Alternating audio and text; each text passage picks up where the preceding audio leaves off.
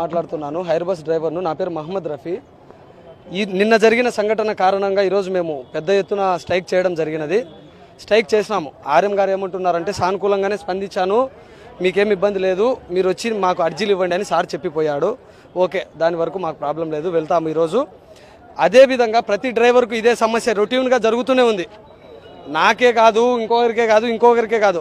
నిన్న బాకరాపేట దగ్గర ఒక లేడీ ఆమె డ్రైవర్ దగ్గరికి వచ్చి ఎక్కడం జరిగింది. నువ్వు పక్కకు రా, నేనైనా తోలుతా, నువ్వేంది తోలేదనే మాట వాస్తవం. చూసినారు, అందరూ చూసినారు, మీడియాకు వచ్చింది. ప్రధానంగా జరిగిన విషయం ఏమంటే 4వ తేదీ చాపాడులో నాకే జరిగింది.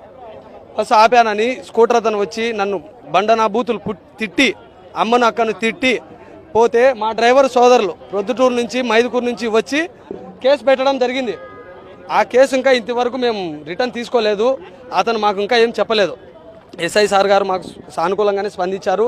ఈరోజు కూడా పోవడానికి మేమంతా సిద్ధంగానే ఉన్నాం. స్టేషన్ దగ్గరికి వెళ్తాము, దాని అంతటితో అయితే వదిలిపెట్టాము. ఈరోజు మా డిమాండ్స్ ఏం లేదండి. మా డిమాండ్స్ స్టేజీలు కావాలి, టోల్ గేట్స్ దగ్గర లేట్ అవుతుంది, స్టేజీలు కావాలి, టోల్ గేట్ దగ్గర లేట్ అవుతుంది. ప్రతి ఒక్కరు 120 మంది ఉన్నా కూడా బస్సు ఆపాలని చెప్తున్నారు. 120 మంది ఉన్నా కూడా మేము ఆపుతాము. వారి ఇబ్బంది కోసం వారు బస్సు ఎక్కుతారు. 120 మంది ఉన్నారని వాళ్ళు పక్కకు పోరు, వాళ్ళు ఖచ్చితంగా ఎక్కుతారు. కింద పడితే ఎవరికండి? ఫస్ట్ మెయిన్ వచ్చేది కండక్టరు, వెనకలు ఉన్నాడు కాబట్టి అతనికి వస్తుంది.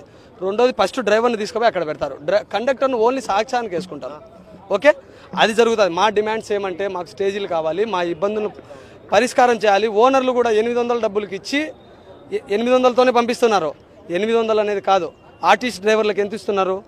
34,000 నుంచి 70,000, 80,000 వరకు కూడా పోతా ఉంది. మాకు అంత వద్దు. మా సమస్యలు కూర్చొని మాట్లాడి మాకు స్టేజీలు కాకుండా ఓనర్లు ఏమంటారు, ఇదంతా కాకుండా స్టేజీలు నిలబెట్టి మేము పోతా ఉంటే వాళ్ళు ఏమంటారు, మాకు మైలేజ్ కావాలా, డీజిల్ మైలేజ్ కావాలా. ఎంతసేపు అని తట్టుకోవాలా సార్? మైండ్ స్ట్రెస్లోకి వెళ్ళిపోయి ఇదే ప్రెజర్ పైన ఒక 4 నెలల క్రితం కాజీపేటలో ప్రొద్దుటూరు డిపో అతను డ్యూటీకి తీసుకోలేదని సూసైడ్ చేసుకొని చనిపోయినాడు. చనిపోతే డ్రైవర్ సోదరులందరూ కలిసి మాకు తోచినంత సహాయం చేసి వచ్చినాము. అది కూడా తెలుసు, మీకు తెలియకుండా అయితే లేదు, అందరికీ తెలుసు జరిగింది. ఇప్పుడేమంటున్నామంటే ప్రధానంగా మా డిమాండ్స్ను సార్ వాళ్ళు పరిష్కరిస్తాము అని అన్నారు. ఈరోజు మధ్యాహ్నంలో ఏదో ఒకటి చేస్తా అన్నారు. ఆర్ఎం గారు ఏమంటున్నారు, ఓపిక ఉండాలి, ఓపికతో పోండి అంటున్నారు. ఎంతసేపు అంటే ఓపిక ఉంటుంది సార్? నందిపాడు దగ్గర, కాజీపేట దగ్గర, నందిపాడు దగ్గర 120 మంది ఉంటే నేను బస్సు ఆపలేదని ఆమె రాయి తీసుకొని వచ్చి నా పైకి వచ్చింది లేడీ. ఎంతసేపు అంటే ఓపిక ఉంటుంది సార్? దాడులన్నీ డ్రైవర్కే. కండక్టర్ ఏమంటాడు? డ్రైవర్తో కొట్లాడితే కండక్టర్ అసలు సైలెంట్, గమ్మని చూస్తా ఊరుకుంటాడు, సైలెంట్ ఉంటాడు.